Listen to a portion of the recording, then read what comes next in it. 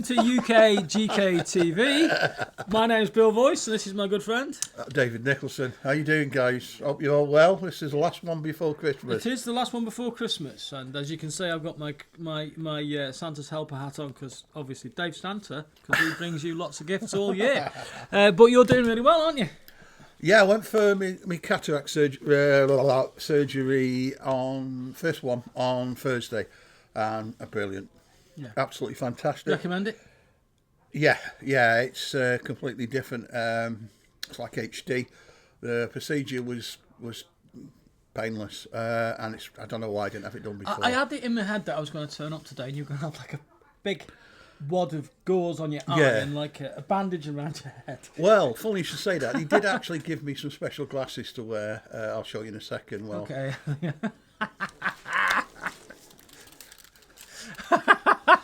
So, excellent, yeah. I'm not sure how long I can wear these. Thank you, Jason, for these. Apparently, it was this eye. So, Mars Attacks, do you like them? Mars Attacks, that. Yeah, you like them. Superb, absolutely fantastic. So, thanks, Jason, for sending them. Much appreciated. No, absolutely fantastic, Bill. I recommend it. They were very good. They're healing at the minute. I just need these for close work at the moment, and I've got to have this one done. Right. It was a really quick, Painless? Painless. It was just uncomfortable. Bizarre, you know.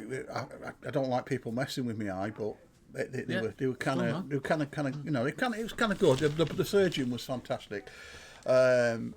It's not an exact science, I guess. So whether we'll have to wear glasses or whatever but at the minute, so far so good. Well, I got my specs back the other week. And rather than buy new, I actually had new lenses put in. I felt really sustainable. So same with frames, new lenses, and they were a bit reluctant to do that because they weren't going to make as much money. Well, that's it. Talking about frames, when I went when she put the things on me, it's weird when she put the when they put when they test your eyes and they put them little lenses in. Yeah. Well, they put them on, and I was like, oh. And she said, "What's up?" I said, "Well, I didn't want these. I wanted something like Bill's got." Well, an eye test can show lots of things. I'm just saying to the general audience, an eye test can tell you lots of stuff. Apparently, if you go to Boots and you pay loads of money for this like big eye test, they can tell you whether you've got high blood pressure and stuff like that. It's amazing. So look after your eyes, because as modellers, it's our most important thing. We couldn't do the jobs we do. Particularly me, professionally, I couldn't do what I did if my eyesight wasn't looked after. So I can't tell you the difference, mate. I can't tell you the difference, honestly. So if you have got problems out there, guys, and you're worried about it, then don't be worried. If I can do it, then anyone particularly can. Us blokes. And this is our little Christmas message. Particularly us blokes, because what we do is we tend to think, oh well, I'll leave it. No, Get it done, guys. Get it done. So whatever ails you, get it sorted. Yeah. So weather outside is frightful. Yeah. Isn't it? It's not good today. Not delightful in any way. No, we're getting towards. Like I say, it's a bit sleety, isn't it? Sleet. It's coming down in buckets. It's cats and dogs, as they would say. Yeah. So we're going to get this done. We've got some nice goodies for you. Yeah. There's a few shout-outs, guys, a few things we need to mention. Steve now's finished his treatment, and I'm hoping he's on the road to recovery now. Me and Bill send all the best wishes to you. And sorry, I don't look like Steve. It's a little tiny space hopper. One of the kids I teach said, "Sir, I've got your gift." Oh, that's nice. And he said, "I know you like the 1970s and stuff like that because you're so old." No, they have to say it, don't they? Yeah. And I said, "Yeah, I do." He said, "Look, I've got it." So I opened it up, and it's a space hopper, but it's a stress ball. That's good. That's great, isn't it? But I'm gonna I'm just putting it on my I'm just gonna. You know what? It's very 70s, isn't it? It's very 70s. It's even a 70s colour, isn't it? So a little shout out, because a lot of the kids that might be watching this are kids I teach at school. They subscribe and they always say, "Oh, sir, I saw your video." So I hope you're doing your own work. Merry Christmas, guys. Merry Christmas, lads. Yes. Just going back to Steve, we hope you get better. I'm sure you will, guys. I'm going to have to let everybody in on a little secret.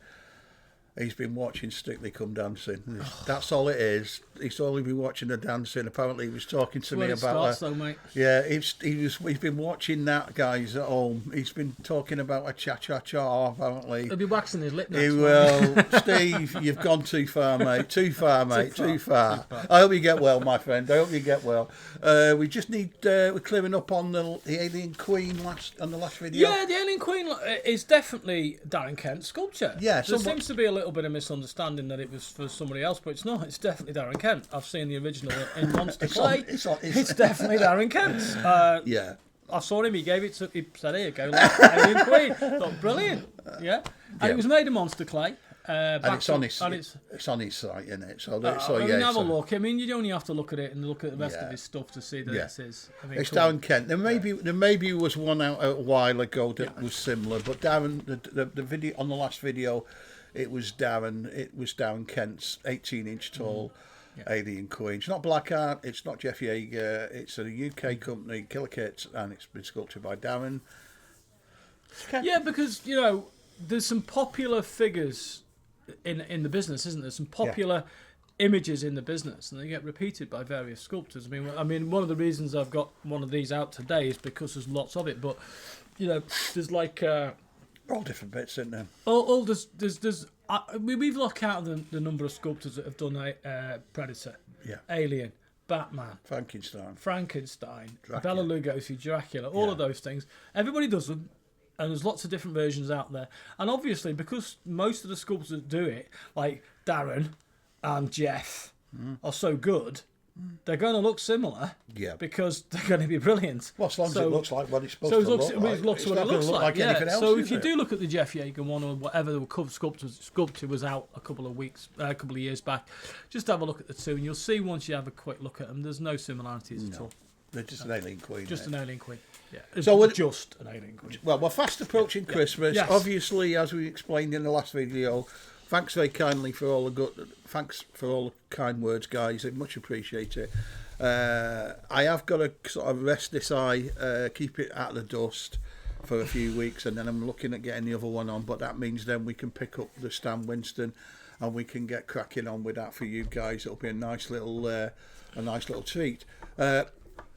Behind the scenes, as I said previously, we were doing stuff to get stuff ready to make it, to what's the word I'm looking for? Complement. Yeah. To complement it. Yeah. So we were doing stuff to complement it behind the scene. Darren's the first piece we're going to put. Oh, by the way, what's your favourite Christmas record? My favourite Christmas record is "Only a Winter's Tale" by David Essex. Really? Yeah, it's a heartbreaker, mate. It reminds me of my first wife, I have to say. Because it was a big deal for her. And Fiona, sorry. But hey, what can I say? Cigars, strippers, whiskey, what can I say? Yeah, but, generally speaking, it was at a time of my life when that kind of thing meant a lot to me. And I think as you get older, there's so many Christmas records, Christmas tends to blur. But when you have specific Christmases where there's particular impact on your relationships and your life, you tend to recognise it. Don't you think we've had like a great Christmas record per decades, like the 80s and 90s? Oh yeah, I mean, Last Christmas, brilliant. 70s, that's the 70s one for me. 78 or something? 80s was the Wham. Well, that's it. Last Christmas. The Pogues. Great Sale in New York. Yeah, that's some great records. Some great stuff. Great records. Good to see Whammer #1 again this year. Good. People of our vintage, as I say, because I like to think this is not old, vintage people like myself. So just let us know in the comments below what your favourite is. Before we go on to the reviews, I'm going to ask you a question. I don't know whether to do the answer at the end of the video or in the next video. If you remember, because of our vintage. I won't remember. Can anybody? And put your answers in the comments below or on Facebook. Can any of you tell me, this is a hard one now, the 2 Christmas-related model kits that Killer Kits do?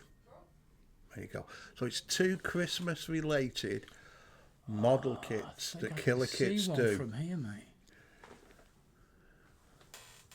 In the corner over there's that one. Sorry, 3 then. Three. So we've got 3 of them. So there's 3 Killer Kits There's actually 4 now. Bloody hell! The question. Let me rephrase the question. There's actually 3. We haven't announced the 4th one because we took over production rights for Paul Willetts' Krampus kit. So forget that one. Oh yes, we've got that one. Forget for next year. Forget that. So. We've got 3 killer kits I've actually got. Well done, Bill. You're on the ball with that. Oh, no, that's the only one I can think of, mate. Because I don't see Krampus as a Christmas kit. I think of it as anti-Christmas. I mean, I like the idea of Krampus. It's a brilliant thing. So we've got 3 definite Christmas-related items that killer kits offer. So if you guys put it in the answer below, before you get too many sherries or too many San Miguels or whatever you're drinking, just answer Baileys, whatever you want to do. First up, enough waffling for me. I mean, I was just fiddling with this whilst we were talking because I saw it and I've seen photographs of it, but I've not seen the actual cast of it. But I'm going to hold one of the arms on. This is brand spanking new. This is the Pumpkinhead from... Is it Vengeance of the Demon? Pumpkinhead, Vengeance of the Demon? Yeah, it's Darren Kent. How good is that? So Alien Queen was pretty impressive, but look at the detail on that. There's the little... And there's the baby Pumpkinhead there. That's the little hatched Pumpkinhead. Yeah. Look at that. Obviously, 2 arms. I just can't get the other one on and without it dropping off. So it's in 5 pieces. Look at that. I could just look at the detail on that. This is... I used the word... this is astounding. Absolutely. You look at the detail. I'm going to take the arm off so I can rotate it and show you the spine and the detail on the spine. Look at that. Now, I'm not a big fan of the film, but I'm a big fan of the monster. Yeah. Because the monster itself is a really well-conceived monster, and it's by Stan Winston, isn't it? Yeah. It's absolutely spot on. And, like all of Stan Winston's creatures, it has a reality about it. I think what he does is he knows how to morph the human body into a creature suit. It's good, isn't it, that? Good isn't the word there. Look at that. Look at the shoulders. So, I mean, I always recommend Darren's work, but, when you just think you get to a point with a sculptor that you think you can't do anything more, and he comes up with something like this. I mean, come on. He's a monster man, isn't he, really? He's a monster man, and anything that's slippery and slimy and really, really characterful, Darren's your man, isn't it? You can tell, I can always tell a sculptor by Andy Copeland, I can always tell one by Paul Fay, we can always tell one by Darren, basically because of the way that he masters the 3-dimensional nature of the sculpt. He uses the whole of the... If you think of it in a rectangular box, he uses every section of the volume. The arms and the head and the shoulders, they're all in contrasting angles. So the actual creature comes alive because it looks like it's moving in space. Yeah. It's something that sculptors really strive to get on an ordinary figure. I think his detailing is just superb. And he gets the cut-off point right as well, because these are too big to make into full figures, aren't they? Yeah. So, we always end up with like a cut-off point. Darren gets the cut-off point really well, and he also gets the base full of interesting little bits of painting. It's a little bit like the face hugger on the back of the Alien Queen, isn't it? We've just got a little canine. We've just got a little... We've got a little canine. Ginger canine. Little ginger canine that's coming to here now. He's just going to sit down now. Sorry about that. But it's live. So Darren. So that's 2 things from Darren. First of all, the Alien Queen that we talked about last week, and the Pumpkinhead. Now I found these bits and bobs lying around on top there. I just think they're fantastic. I just want to show you the inside of the claw there. You can see the finger pads. That's just a lovely bit of work. And the veins on the back there. I admire this sort of stuff because... He doesn't just do them together, does he? No, he fully explores the space there. So, absolutely. Now, we're going to do a blast from the past now, aren't we? Yeah. And this is a sculpture by Darren Harvey. And one of my favourite films from the 80s. And I remember going to see it at the cinema and coming out and thinking, wow, that is an absolute retelling of the vampire myth. What's the Lost Boys? It's the Lost Boys. I mean, it's still a popular film, and when you watch it today, it hasn't lost any of its impact, has No. it? And the beauty of it is it's pretty much totally an original concept. Mm-hmm. There's another film out of it at the same time called After Dark. Do you remember that? Yeah. After Dark was great. It had Lance Henriksen in it as the head vampire. But Lost Boys really captured it because I suppose I was about the same age as the actors in it and sometimes dressed a little bit like them. You did? A little bit. I never did the backcombing thing, mate, because my hair's curly, so I can't do the backcombing. But the padded shoulders and the leather jackets and stuff like that, and maybe the baseball boots and the tight pants. They kind of make vampires cool, don't they? They do, mate. They were a lot cooler than people like me, mate. So this is David from the Lost Boys. Lost Boys. And it's Kiefer Sutherland. That's it. And Donald Sutherland's son. Yeah. Donald Sutherland, of course, was in Don't Look Now, which is probably one of the most scariest horror films I've ever seen. People would say maybe it's not a horror movie, but Don't Look Now is a horror movie. Go and see it. If you haven't seen Don't Look Now, go and watch it. Watch it with your wife. Don't watch it with your kids. Okay. But Don't Look Now is great. But Lost Boys, this is kind of the 80s kind of equivalent of a retelling of the vampire myth. And I think it goes down in history with things like Salem's Lot, the original, doesn't it? You know. But if you look at that, it's an absolutely superb piece of work. And it's quite a chunk, isn't it? It's nice. It's holocast, this one, isn't it? Yep, holocast. It's hollow. And are they cast in grey now? Yeah.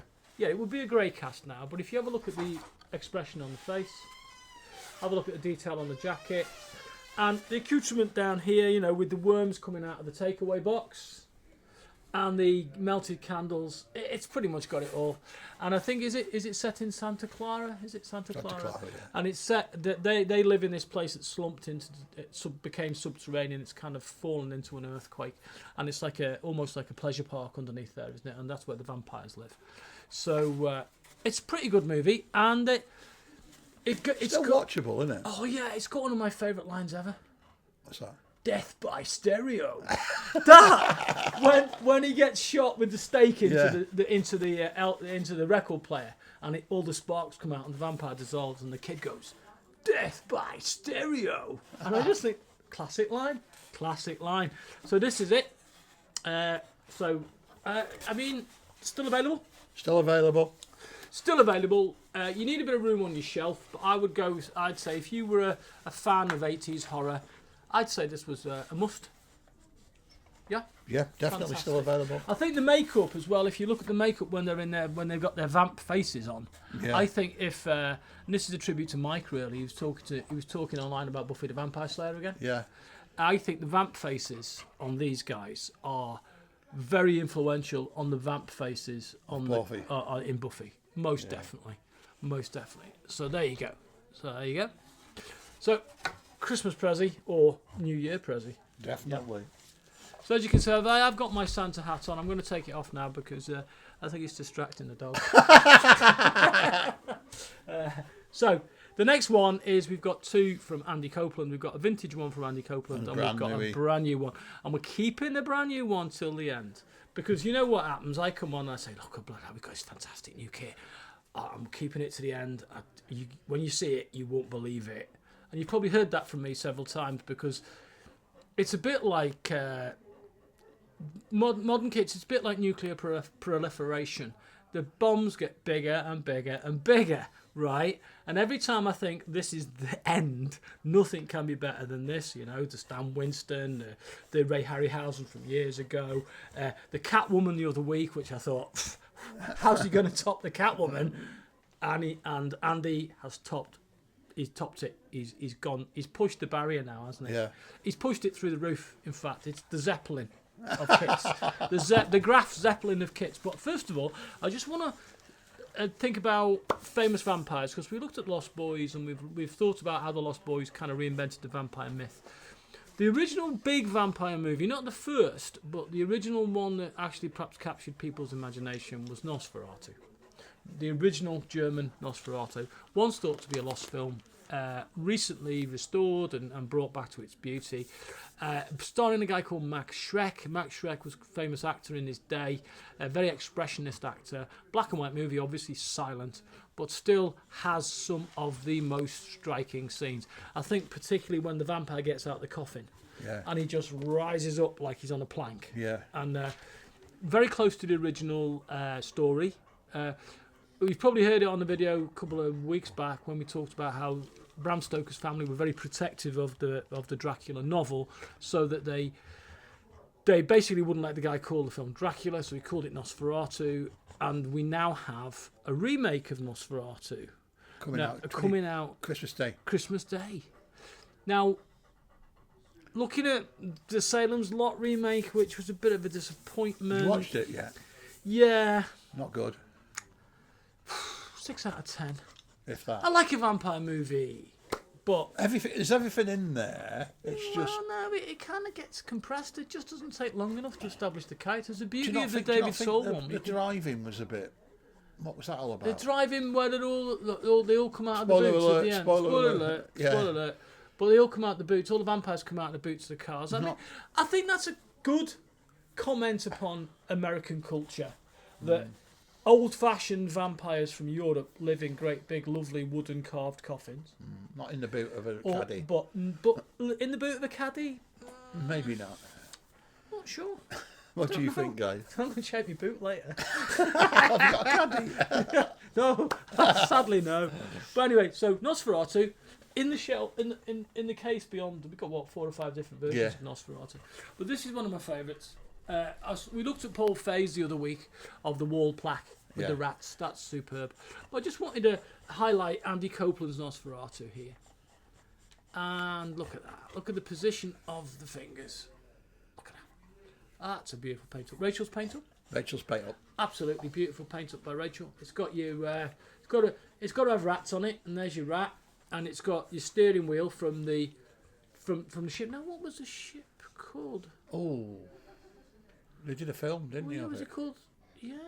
What was the film called that they just did? In the comments, the ship, not the Nostromo. The Nostromo was the Alien. Alien, yeah. And what was it called? Demeter. Demeter. The Demeter. So the ship was the Demeter, and you can see its base is based on a capstan steering wheel from a ship with some rope and stuff like that. Absolutely lovely. It's got that lovely little strange little 19th century cap on there, and I have to say it's this is one of those kits that I see a lot in a lot of people's collections, and I never really pay it much attention. But when you do, you get to see the detail on it and the actual pose and stuff. It's very naturalistic. And if you look at the way Rachel has painted the eyes on this one, you can't beat that. Look at that. It's absolutely superb. So, nice one. Now, that's Andy. Now, this is Andy's next one. And this is the big bomb. This is the 20 megaton nuclear weapon we're going to show you now. This is a brand new exclusive. And it goes with the Catwoman. It goes with the Catwoman. So if you haven't filled your shelf with Catwoman and all her heads, and there's still a bit of space, you're going to need this. I'm going to have to get up. That was almost rude then. So here we come. This is the companion piece. So I'll have to hold it. Watch the head. Got the head on there.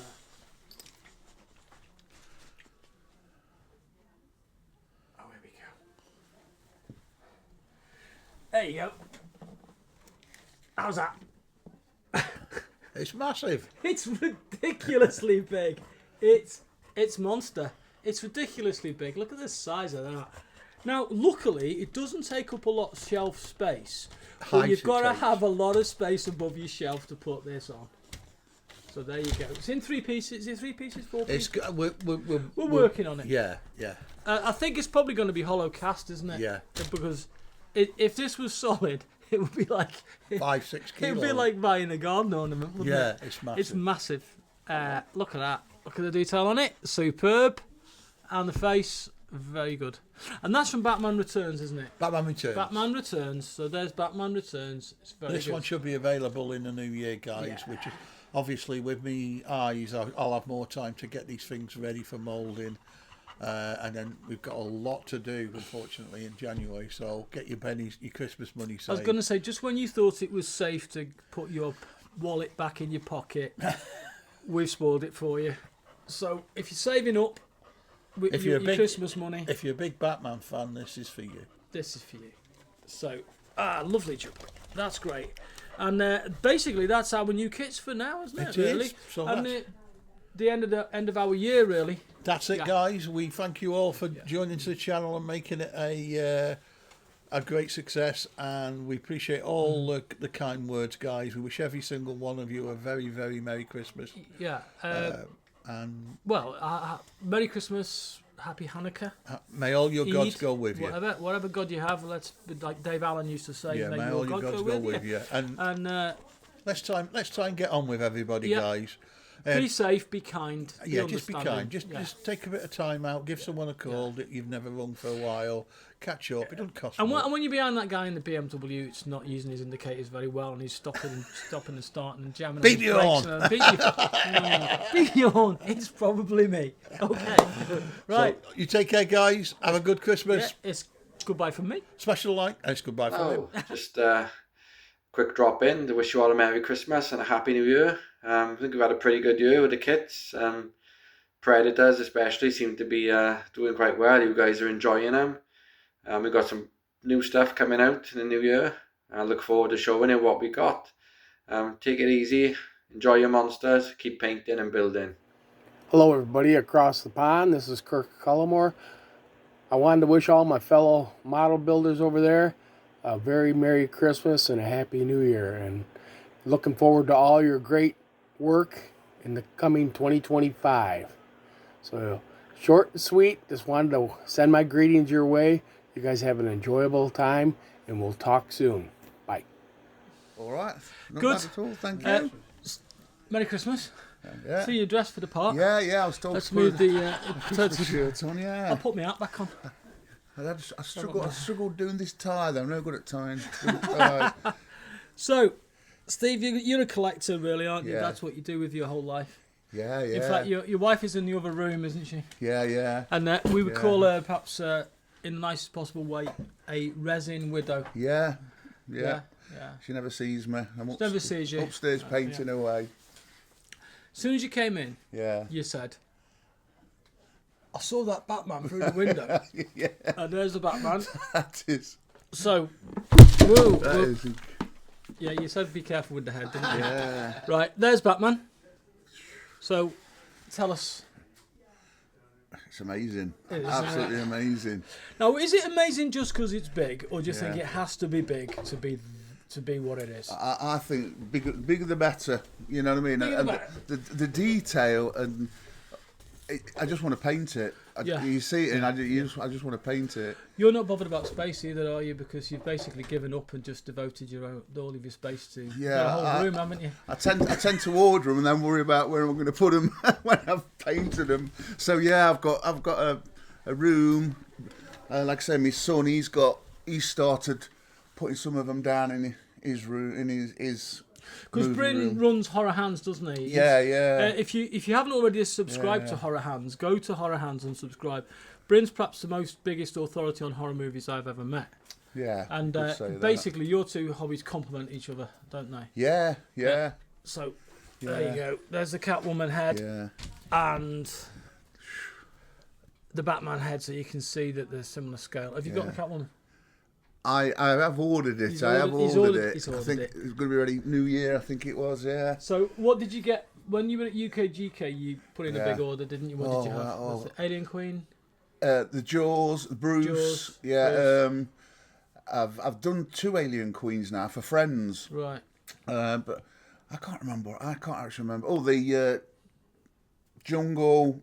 City Predator. City Predator. Yeah. Right. That was just out at the time, wasn't it? Yeah. And I suppose you saw the Kong as well, didn't you? Well, I felt the same way when I saw that. As you did when you saw But the Kong just blew me away. Absolutely blew me away. Yeah, because I can see the body of the Kong over there. That's the original body of the Kong. Here we go. My beautiful assistant is passing it. It's over. And there's the body of the Kong. I mean, that's the original monster clay. You can feel the weight of that. It's beautiful. You can see the body of the Kong. Now, am I right in thinking this is next year? Yeah, this is coming out next year, complete with teeth, of course. Yeah. Well, yeah, because that's you have impact on that. That's great, isn't it? Yeah. Absolutely superb. Yeah. So, New Year then. Have you got any resolutions in terms of your resin buying? Just carry on. That's what we love to hear. That's what I love to hear. There's a man that's not going to compromise. No. Yeah. I mean, if Dave's going to keep making them, and you're going to keep getting, I'll keep.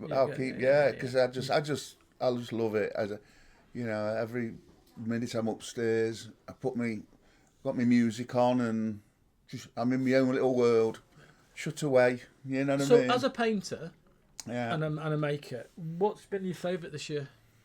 Can you put your finger on one that you particularly, not necessarily one of the most spectacular ones, but the one that you've enjoyed painting the most? Got to be Bruce. Right.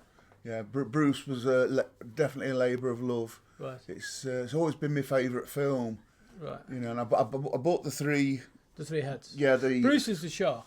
Yeah, Bruce is the shark. Bruce, for anybody that is not in the know, Bruce is the shark, and you'll remember we did the shark. We reviewed the shark from Creature Features a while back. Yeah. So Bruce yours is your favourite film. Yeah. You've done the three heads. Yeah. You've done the shark. Have you put in for that yet? Yeah. That's on my list. Yeah. Anything Jaws related. Anything Jaws related. In fact, when I bought the three heads, I did say to Dave, "Come on, when are we going to have a Bruce?" When you have Bruce, yeah. And I'll try and sort it. And then next minute he says, "We've got a Bruce." I went, "Wow."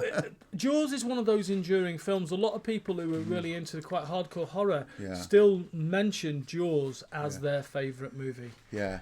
So why in particular Jaws, do you think? Is it an age thing? I saw it when it first came out at the cinema. I was about 12, 13. And I was... I was always in water. I loved swimming. Yeah. Especially when I went to the coast. I'd be a dot on the horizon. Right. Saw Jaws. Right. That were it. Put a stop to that. I got ankle deep now. Deep. If I see a wave coming, I want to know. It's a shark. Yeah, there's just something about water and something in the water for me. The thing that scared me off water was that public information film. Do you remember it? With the guy in the cloak, as it said, and you see the cloak fall onto the water. That was the one that put me off it. But Jaws for me, what I loved about Jaws was just the audacity of it. Yeah. As a movie, this movie, which is just basically about three guys in a boat and a shark, and this shark is a big shark. Yeah. And I just thought, who had the idea of this? What a great idea. Yeah. And Spielberg, really, that was his massive breakthrough movie, wasn't it? And the thing is, with a shark, there's nothing in the eyes. There's just nothing there. Yeah, they're it's just a totally transactional thing, isn't it? Yeah. They just want to kill, don't they? They just want to eat and kill. Yeah. And when I saw that opening scene, where she's swimming. And I just thought, oh my goodness, this is only a that PG really sort of thing, pumps out the adrenaline, that doesn't it? Yeah. You do really feel the adrenaline pumping when you see that. And then the tension throughout the rest of the film, it's probably that and Halloween are the only films that have actually given me nightmares or affected me in some way or another. Yeah, because they are in real terms quite subtle in terms of the blood and guts, but they're great on the shocks, aren't they? Yeah, they're great. On the shocks. I mean, there was one guy. Bryn did a collaboration on one of his videos, and this guy was saying that Jaws is not a horror film, and I can kind of see where it's coming from. But I just said to him, "Well, look, I'm not being funny. It ain't a horror film, but it certainly put the crap up me. It does, yeah. It stopped me going in the sea." To me, it's got a monster, it's got blood, it's got shocks and scares. Yeah. So you could say it was an action thriller. Yeah. But I think that doesn't do it justice, does it? No. So what's actually on your bench now? When you get home tonight, what's on the bench? I've not got anything at the moment. I've kind of just finished everything from the show. Oh, right, okay. I have got a Christopher Lee. Right. Because I am a big Christopher Lee fan. Is that Darren Harvey Christopher Lee or? I'm not sure. I'm just trying to. I can't Is it the standing figure? Yes, it's the full thing. Figure. The full thing. Yeah. So I've got that to do. Yeah. But I knew I was coming up today, so I've just come back off a holiday, so I've given myself a bit of a break to recover from that. And I thought I'll come up today and then see what I end up taking back and. I know. You've seen your next month's wages, haven't you? Yeah. And the pumpkin head is... let me just see if I can grab the pumpkin head again. It's This is nice. Nice. Yeah, I had a heads up from Dave that he was doing this. That. You saw that. Yeah. Yeah. It's a lovely piece of work. It is. It is good. I mean, it's like Darren Kemp. Yeah. He specialises in monsters, doesn't he? Yeah. He gets everything. I'm looking at the veins on its head, and I'm thinking, how did he get that? I mean, that's awesome, isn't it? Really it's amazing. Because, like I said, one of my all-time favourite kits that I've ever done was the big American Werewolf. Oh yeah, that was one of Darren's. It's like the full big figure. One, yeah, American Werewolf. I love that. I absolutely love it. Right. What Pumpkinhead? Well, that I've known about the American Werewolf in London kit. Probably my favourite. I've got a real soft spot for that, and like I say, American Werewolf in London. You haven't seen his paint jobs, have you? Unbelievable. I've seen some photographs last time. Stunning. Because he's a very talented lad. Very good. Right. So very good. So guys, thank you very much for subscribing to the channel. Happy Christmas. Yeah, and Merry Christmas everybody. And we'll look to see you all in the new year. We're going to have a few mince pies now. And look at some resin kits. So enjoy it, guys. Yeah. Merry Take care. Christmas. Yeah. Cheers. Merry Christmas.